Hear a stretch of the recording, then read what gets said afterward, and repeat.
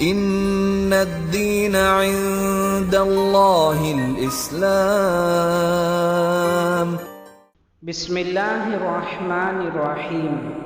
صرف 5 منٹ کا مدرسہ قرآن و حدیث کی روشنی میں۔ 4 شعبان المعظم۔ نمبر 1، اسلامی تاریخ۔ حضرت امیر معاویہ رضی اللہ عنہ کی پیدائش اور اسلام۔ حضرت امیر معاویہ رضی اللہ عنہ بعثت نبوی سے 5 سال پہلے عرب کے مشہور خاندان قریش میں پیدا ہوئے۔ وہ قبیلہ قریش کے خاندان بنو امیہ سے تعلق رکھتے تھے، جو حسب و نسب اور منصب کے اعتبار سے بنو ہاشم کے بعد سب سے زیادہ معزز سمجھا جاتا ہے۔ ان کے والد ماجد حضرت ابو سفیان رضی اللہ عنہ اپنے قبیلے کے معزز سرداروں میں شمار ہوتے تھے۔ حضرت امیر معاویہ رضی اللہ عنہ کے اندر بچپن ہی سے عزم و حوصلے کے آثار ظاہر تھے۔ نوعمری کی حالت میں ابو سفیان نے ان کو دیکھ کر کہا، میرا بیٹا بڑے سر والا ہے اور قوم کا سردار بننے کے لائق ہے۔ ایک قیافہ شناس نے امیر معاویہ رضی اللہ عنہ کو دیکھ کر کہا، میرا خیال ہے یہ اپنی قوم کا سردار بنے گا۔ ماں باپ نے خاص طور پر ان کی تربیت کا اہتمام کیا، مختلف علوم و فنون سے آراستہ کیا، لکھنا پڑھنا سکھایا۔ شروع ہی سے ان کے دل میں اسلام کی محبت گھر کر چکی تھی۔ اس کی بڑی دلیل یہ ہے کہ وہ بدر، احد، خندق اور غزوہ حدیبیہ میں جوان ہونے کے باوجود کفار کی جانب سے شریک نہیں ہوئے۔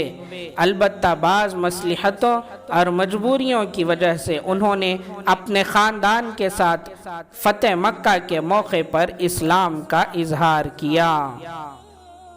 نمبر 2، حضور صلی اللہ علیہ وسلم کا معجزہ، بکری کی لمبی عمر پانا۔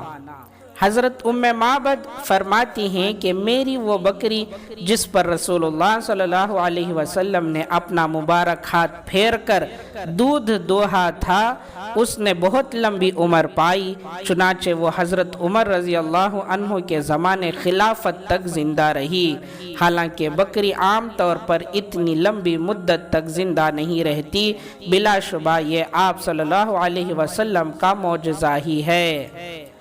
نمبر 3، ایک فرض کے بارے میں، اولاد کی وراثت میں ماں باپ کا حصہ۔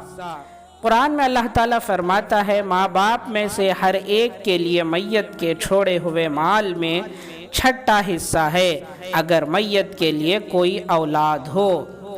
سورہ نساء آیت نمبر 11۔ فائدہ: اگر کسی کا انتقال ہو جائے اور اس کے ورثہ میں ماں باپ اور اولاد ہیں تو ماں باپ میں سے ہر ایک کو الگ الگ 6واں حصہ دینا فرض ہے۔ نمبر 4، ایک سنت کے بارے میں، مشکلات اور پریشانیوں کے وقت کی دعا۔ رسول اللہ صلی اللہ علیہ وسلم نے فرمایا، جو مسلمان بندہ کسی مشکل معاملے میں ان کلمات کے ذریعے اللہ تعالیٰ سے دعا کرے گا تو اللہ تعالیٰ اس کی دعا قبول کرے گا۔ وہ دعا یہ ہے، لا الہ الا انت سبحانک انی کنت من الظالمین۔ ترمذی۔ نمبر 5، ایک اہم عمل کی فضیلت، کثرت سے استغفار پڑھنا۔ رسول اللہ صلی اللہ علیہ وسلم نے فرمایا، جو شخص یہ چاہے کہ قیامت کے دن اس کا نام اعمال اس کو خوش کر دے تو اسے چاہیے کہ وہ زیادہ سے زیادہ استغفار کرے۔ نمبر 6، ایک گناہ کے بارے میں، قرآن کو چھپانا اور بدلنا۔ قرآن میں اللہ تعالیٰ فرماتا ہے، جو لوگ اللہ تعالیٰ کی بھیجی ہوئی کتاب کو چھپاتے ہیں اور اس چھپانے پر تھوڑا سا بدلہ حاصل کرتے ہیں، یہ لوگ اپنے پیٹوں میں آگ بھر رہے ہیں۔ قیامت کے دن اللہ تعالیٰ نہ ان سے کلام کرے گا اور نہ ان کو پاک کرے گا اور ان کو دردناک عذاب ہوگا۔ سورہ بقرہ آیت نمبر 174۔ نمبر 7 دنیا کے بارے میں، دنیا کی چیزیں۔ قرآن میں اللہ تعالیٰ فرماتا ہے تم لوگوں کو جو کچھ دیا گیا وہ صرف دنیاوی زندگی میں استعمال کی چیزیں ہیں، اور جو کچھ اجر و ثواب اللہ کے پاس ہے وہ اس دنیا سے کہیں بہتر اور باقی رہنے والا ہے۔ وہ ان لوگوں کے لیے ہے جو ایمان لائے اور اپنے رب پر بھروسہ رکھتے ہیں۔ سورہ شورى آیت نمبر 36۔ نمبر 8 آخرت کے بارے میں، جنت کی نہریں۔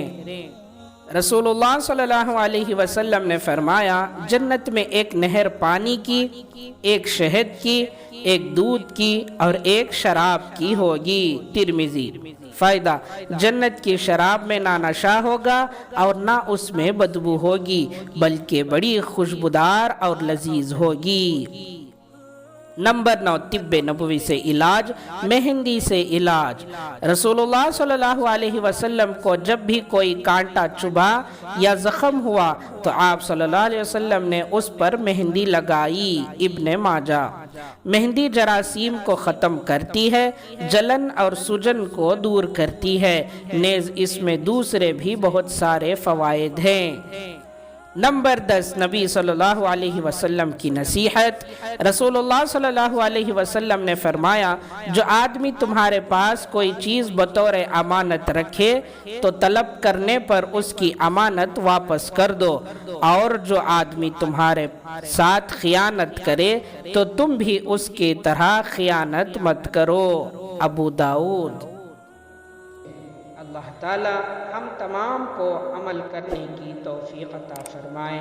سبحان اللہ و بحمدہ، سبحانک اللہم و بحمدک، ونشہد ان لا الہ الا انت، نستغفرک و نتوب الیک۔